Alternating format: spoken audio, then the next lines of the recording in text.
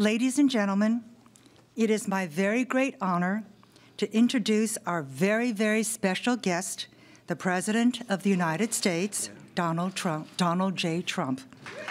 But hold on. He has delivered historic tax cuts for the middle class, which have jump-started the economy and produced unprecedented growth and jobs. Second quarter GDP was an impressive 4.2%, the highest in years. The unemployment rate in September, 3.7%, is the lowest in nearly 50 years. And as a former Secretary of Labor, I can tell you how truly amazing that is. In fact, there have only been 10 months since 1970 that the unemployment rate has been below 4%, and half of them have occurred this year under President Trump. Since President Trump took office, the economy has added more than 4.2 million jobs. And for the first time since 2008, the United States has regained its place as the most competitive economy in the world.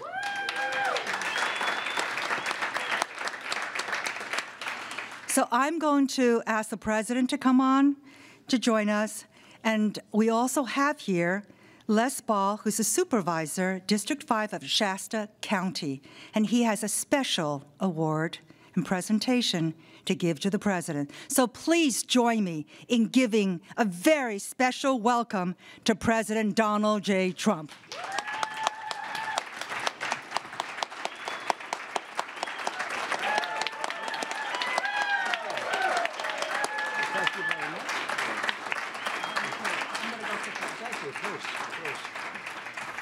Thank you very much, everybody. So, Mr. President, Shasta County was recently devastated by the Carr Fire, in size about 4 times the size of the city of Sacramento, displacing 38,000 people, 1,200 homes lost, and significantly 8 lives lost.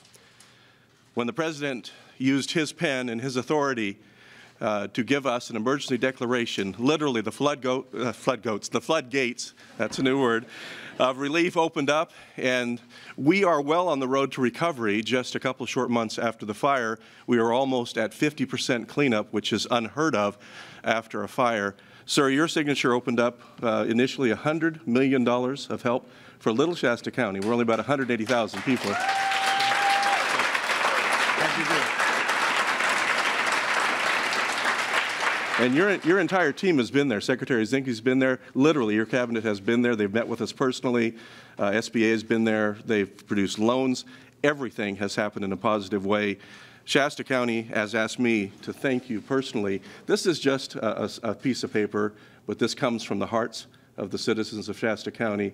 And I want you to know this, sir. I'm also a pastor, and we pray for you and your entire staff every day. Thank you. We want to say thank you, and God bless you, Mr. President. I mean that from the bottom of my heart. Thank you. That's so nice. Thank you, Pastor. That's very nice. Wow. I love that he's a pastor. Now I like it even more. See? Thank you very much. That's really nice. Thank you. I wonder why that's displayed like that. Do we own that water company, the federal government? Thank you very much. In the old days, I was very good at that stuff. Anyway, thank you very much. It's a great honor to be with you. And Secretary Chao, you've been so fantastic in so many ways. Transportation, it's just moving along. And you've done a fantastic job for me and for the country, and I appreciate all that you do. And I shouldn't say it because it always causes a problem, but we just don't have any problems there. It goes so smooth, and you're a very special person. Thank you very much, Elaine. Really appreciate it. It's a true honor to host so many great leaders from Alaska, California, and Hawaii. In particular, I want to thank the president of the National Association of Counties and member of the San Diego County Board of Supervisors, Greg Cox. Okay, thanks, guys. That's good. Thank you, Greg. Also, Acting Administrator Andrew Wheeler is joining us. Where's Andrew? Andrew's here someplace. I saw it back there. Thank you, Andrew. Thank you very much. Since I first took office, my administration has made it a priority to invite county commissioners from across the United States to the White House. Very, very important people to me and to a lot of other people. Perhaps to some people, you're not important, but to us, you'll always be important, okay? We know where it's at. We know where it's at. I'm pleased to say that more than 3,700 local officials from all 50 states have now participated in a White House State Leadership Conference. In recent weeks, we have seen the crucial importance of state, local, and federal partnerships. Natural disasters have struck states across the nation, including each of yours, and very heavily in your states. In every instance, our joint response and recovery efforts have been critical to saving lives and rebuilding communities. The White House State Leadership Conference is a perfect venue for us to share priorities and to forge partnerships. This is a truly exciting time for America. You've heard me say this before, but we just got the World Economic Forum, the recognition that the United States has reclaimed its rightful place after many years of being off the list as the most competitive economy anywhere in the world. Nice. We're back. It's a big statement. And if you look at consumer confidence, we're at the top of every list. We're setting records in terms of that, too. But we get back on the list in the #1 position and world's most competitive. Following the passage of our massive tax cuts and regulation cuts, the unemployment rate has fallen to the lowest level in more than 50 years, 5-0. We've created more than 4.2 million new jobs and lifted over 4 million Americans off of food stamps. So that's a great number. Median household income in 2017 was the highest level ever recorded. Hispanic American household income reached an all-time high, historic level. Hispanic American poverty and African American poverty have reached an all-time low, the lowest levels ever. That's great. Hispanic American, African American, and Asian American unemployment all recently achieved their lowest rates ever recorded in the history of our country. That's pretty good. We've reached a deal to replace NAFTA. And as you know, I wasn't a big fan of NAFTA. I think it's one of the worst trade deals ever entered into. I rate it second. I won't tell you what first is. There's another one that's actually worse. And I won't tell you it's the WTO, okay? I refuse to tell you the name. But that's a total disaster also. I refuse to say what it is, though. Keep it quiet. Am I allowed to say off the record? Let's see. And we have a tremendous new deal with the United States, Mexico, and Canada, the USMCA, we call it. I didn't want the NAFTA name on it because I saw what NAFTA did many years ago to towns and factories and businesses and what it did to the car companies where, not so much the companies, to Michigan and Ohio and Pennsylvania and Kentucky and so many other places where these companies just left the United States. So we still have empty factories all over the place from that devastation of NAFTA. Well, we have just the opposite. The USMCA, one of the strongest things about that, you're not going to have companies leaving anymore because they have a disincentive to leave. I don't want them to leave. Call me a nationalist if you'd like. But I don't want companies leaving. I don't want them firing all their people, going to another country, making a product, sending it into our country, tax-free, no charge, no tariff, no nothing. And in the meantime, we end up with empty plants, unemployment all over the place. We end up with nothing. So those deals are not happening anymore. We also completed a wonderful new deal with South Korea. This was a deal that the previous administration did, and they promised 250,000 jobs. They said this will create 250,000 new jobs, and they were right, for South Korea, not for us. They produced 250,000 jobs. We got nothing except loss. So we've renegotiated the deal with South Korea. Now it's a reasonable deal. Just last week, I signed a presidential memorandum to dramatically improve the reliable supply and delivery of water critical to states like California.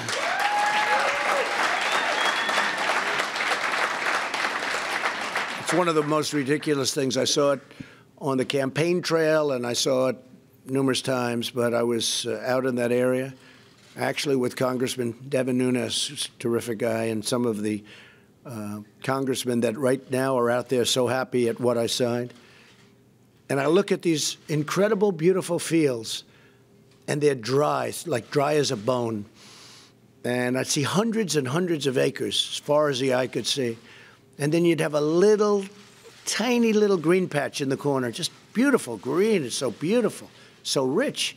And I said, what's going on? You have this little patch, and then you have all this dry, horrible, really, to me, it was horrible. It was all dry land. And they said, I said, you must have a tremendous drought going on. This is like 3.5, 4 years ago. I said, you must have a tremendous drought going on. They said, no, we have so much water, we don't know what to do with it. But they don't let the water come down to us. It naturally flows to us. They won't let it. They send it out into the Pacific Ocean, millions and millions and millions of gallons. We have the greatest farmland anywhere in the world, but they won't give us water. So the only areas are if we take little spots on these massive areas of land. I could see it. I'm driving down the highway, and I'm saying, after like 10 minutes of looking at all this barren, then a little spot of beautiful, so green. I've never forgotten it. And I said, what's going on here? But I assumed it was a drought. They said, no. The government, state and federal, send the water out into the Pacific. I believe he said they're trying to protect a smelt, little tiny, which, by the way, is doing very poorly. It's doing very poorly. Nobody knows what a smelt is. I still don't know what a smelt is. But it's doing very poorly. It really is a terrible thing. I said, so let me ask you. And they have a like a valve, but massive, like from a faucet, but massive. And they turn it, and the water goes pouring, Elaine, out into the Pacific Ocean, where it means nothing, like a drop. For the Pacific, it's a drop. For the farmers, it's like we have more water, more economic development than anything you can do in the state of California. So it left a great impression. And I told them, I said, listen, if I win the nomination, this was before I got the nomination, and if I go on to victory, I'm going to come back and revisit this. This is a seriously defective thing going on. I thought they had a drought. I say, you know, I didn't realize. They said, no, we have so much water, we don't know what to do with it. Then you have all the forest fires burning. We have so much water, they could actually water some of it. And, of course, Secretary Zinke, I'm sure he talked about management. Because, you know, we're tired of giving California hundreds and hundreds of millions of dollars all the time for their forest fires when you wouldn't have them if they managed their forests properly. They don't. They have lousy management, and the environmentalists are, you know, doing something very bad. They won't let us take the logs. They won't let us take the dead trees. It's all a mess. And if you did it properly, I was in another state I won't mention, but I was in another state where they have tremendous forests, and it's a very well-managed state. And they maintain their property.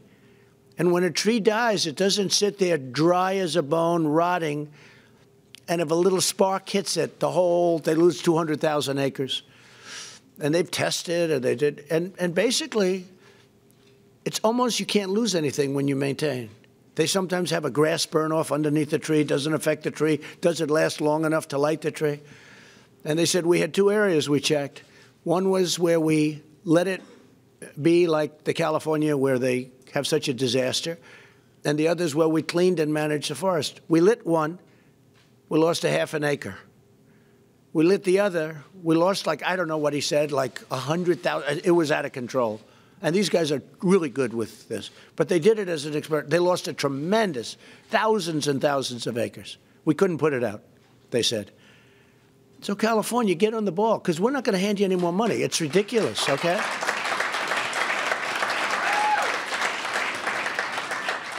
So with the water, we're looking at that. I mean, we're not only looking, it's going to be approved, where Andrew Wheeler, EPA, is working on it, and Zinke and everybody. We're going to have that approved fast. And the state has to approve it, too. and I hope the state will do it. You know, in California it might be tough, but they have to do it. They have to do it. Do you know the kind of money you're talking about for the state and for the federal government? You're talking about an area that's not doing well to an area that would be the most robust farmland anywhere in the world. Because I've heard, I don't know, you people are nodding like you know exactly what I'm talking about. I hear it's the finest land there is for growing things. But they took away the water. You know, it's artificial. They took it away. Do you want to? Am I correct? Do you want to stand up? You look like you know exactly what you're talking about. I don't know who he is, but that's okay. Good-looking man. Nice-looking man. Go ahead. Go ahead. From the Central Valley, thank you. As a farmer. You're Central Valley? Yes, sir. Oh, Congressman Valadeo's district. Absolutely. Yeah. Congressman Valadeo and Congressman Nunes's districts. And we can't tell you, you know the disaster that's occurring there. Unfortunately for me, because of a lack of water, 3 generations, my family, we sold the farm 2 years ago because of a lack of water. And you used to have the water, right? We used to have They turned water. it off. Yeah. They literally turned the water off. Yeah. So we just can't thank you enough. You kept your campaign commitment to help us. I did. And we truly appreciate that. Well, we have to get the state, though, to get it approved. Now we have to get the, you know, I didn't know I'd be doing this, to be honest with you. We stuck at this point, but it has such, especially with the commissioners and everything, we have to get the state to approve their share.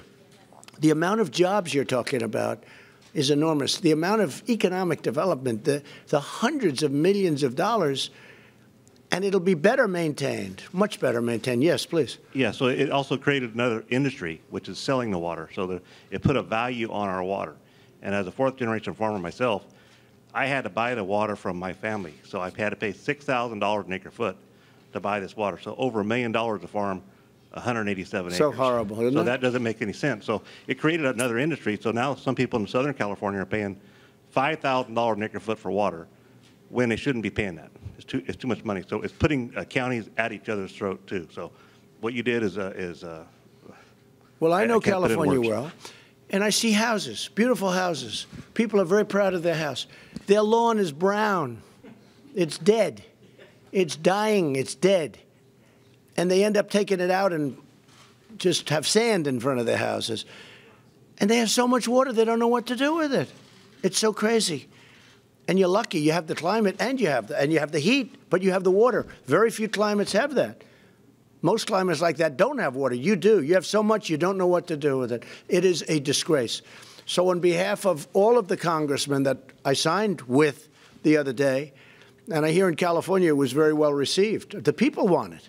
The only one that don't are a couple of environmentalists that probably get paid huge amounts of money for being consultants. I know that business better than anybody in the world.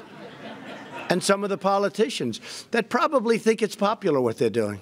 And it's not. It's the opposite. That's one of the great examples. Okay, you tell the people we're with them, and whatever we have to do to push the state, we will do to push the state. And those congressmen that stood behind me, those people are great people. They're not doing it for themselves. They're great people. They just know what's right and wrong. So good luck. We will be pushing. Okay? Thank you. It's amazing. Thank you, and thank you for being here. Later today, I'm going to sign America's Water Infrastructure Act of 2018, which authorizes important investments in ports and harbors and waterways and levees and water systems in communities all across our country. I was in Texas last night, where we had a seriously amazing crowd of people. We had over 100,000 people sign up to hear a speech. So they want to hear something. You know, they're waiting. They're tired of what's been happening for so many years. And big oil, they can't get ships into harbors because they can't get permits to drain. And is Andrew Wheeler here someplace? Because I'm going to ask Andrew to get that done right away. If Andrew could just step up, I'll ask Andrew to get that done. In their ports. Right behind you. Where is he? Oh, come here. Thank you, Mr. President. He's acting, but he's doing well, right? So maybe he won't be so acting so long. Andrew, especially if he gets this done. So in Texas, they can't get the big ships in because they need to dredge a couple of feet, Standard stuff. They can't get the permits. It's not from us. They've been trying for years. But the ships have gotten much bigger, and probably with the silt, it's gone up a little bit. But if you could work with the state of Texas, and I'll give you the names, they were just last night, they say the cost of this is enormous, what it's costing, not to do it. The dredging is very, but they need dredging. You may have heard about it, you may not, but whatever you can do for the great state of Texas, this way they can bring the giant ships right in, fill them up, and they go out. And it'll be a tremendous difference. They will sell a lot more oil. We have now become the #1 energy source in the world. Can you believe it? In the last little while. If you could do that, Andrew, okay? Thank you. He'll get it done. To expand, boy, we're getting a lot of done. I was just going to say a few words. I was going to say a few words and get out of here and say, now I've fulfilled my function to Elaine and to Kellyanne. Where's Kellyanne, our great Kellyanne? She's so good. They're all backstage here. I think they're all looking for something exciting. Oh, she's speaking, isn't she, after me? Oh, that's going to be interesting. Oh, she's speaking. Maybe I'll have to hang around and hear her speak. She's terrific. To expand opportunity for all citizens, we also focused on vocational education. To me, very important. Yeah. Very important. And I'm proud to have signed into law the Strengthening Career and Technical Education for the 21st Century Act. It's a long name, but good name. And I love the name vocational. You know, when I was growing up, we had vocational schools. Today you have community college. I'm trying to say, well, a community college, what do they teach? English and Latin, and what are they teaching? The old days, we had vocational schools. And I'd go to school with people who weren't necessarily good students. But they could go outside after school hours and take away a car engine, take apart electric motors, take apart and nobody else, the best student in the class, didn't even know what they were doing. They had no clue. But they were great at that, and that's what they like to do. And we've gotten rid of vocational schools, and we've replaced them with community colleges. We need vocational schools. It's great money. I mean, did you see a recent study came out? They earn more than a lot of the white-collar people that go out and they work behind a desk. They're doing better, and that's their ability, and that's what they want to do. So we have to bring back vocational schools. Use that name. I think it's a much better name. Our pledge to America's workers has also resulted, and Ivanka Trump worked so hard on this, in employers committing to train more than 4 million Americans, and that number is now up substantially. These are the companies training. One of the most important areas of state and federal cooperation is public safety. In the past, and if you look at post-9/11 era, we know how capital and how critical it is to have a seamless cooperation between all levels of law enforcement. And I want to especially thank the community leaders here today who have expressed their support for working with federal immigration authorities. So important, so great. And a lot of times you're not allowed to do it by some bad leadership in various states. You have some bad leadership, but you know what the right thing to do is. So I want to thank all of those people that work with federal immigration authorities to remove gang members, drug dealers, and criminals from your community. It sounds like a pretty easy thing to do, I think. So what do? They say, no, we don't want gang members removed from the community. We don't want criminals removed, I guess, right? Someday you'll have to explain the politics of that, okay? Because I don't get it. I don't think too many people in this room do either, because you know what you're doing at the highest level.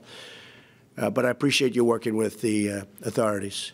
My administration is also working closely with state and local leaders to save the lives of those suffering from the scourge of drug addiction by taking historic action to confront the opioid epidemic and also the drug epidemic. I mean, just the drug generally epidemic. Since last year, the total number of opioid prescriptions has decreased by 17%.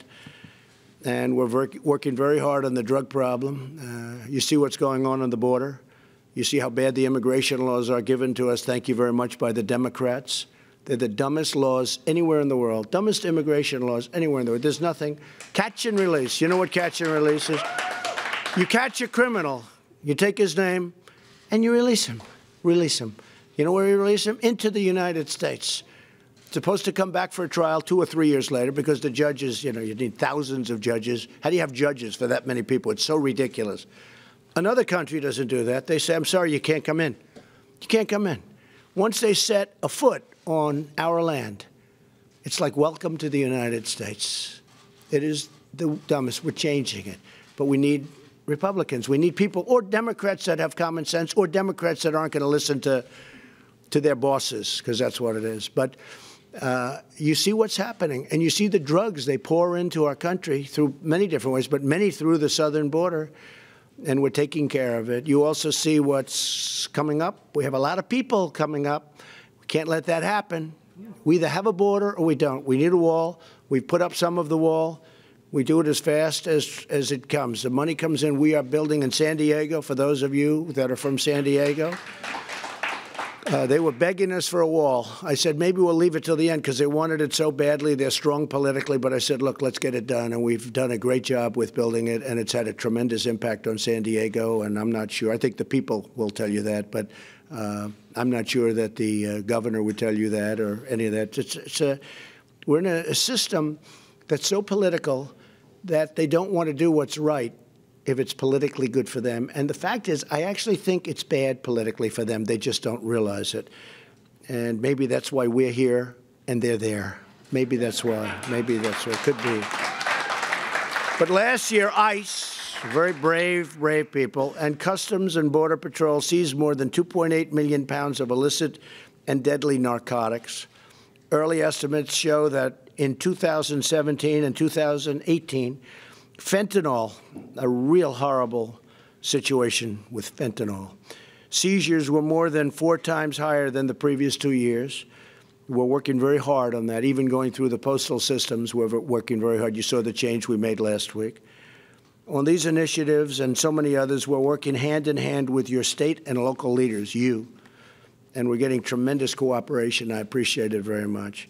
Because otherwise you can't beat this problem. The state people are so important to what we're doing. We're committed to a future of safety, opportunity, and prosperity for all Americans, from California to Hawaii to Alaska, to every state in our magnificent union. Thank you all for being here. Thank you all for your incredible service. We really appreciate it. We're going to work with you so hard, so strong. And any problems, you call. Just call me direct. Why not? I'm here. Okay? I'm here. But we will work with you 100%. Thank you all very much. You do a fantastic job. Thank you. Thank you very much. Thank you. Thank you very much.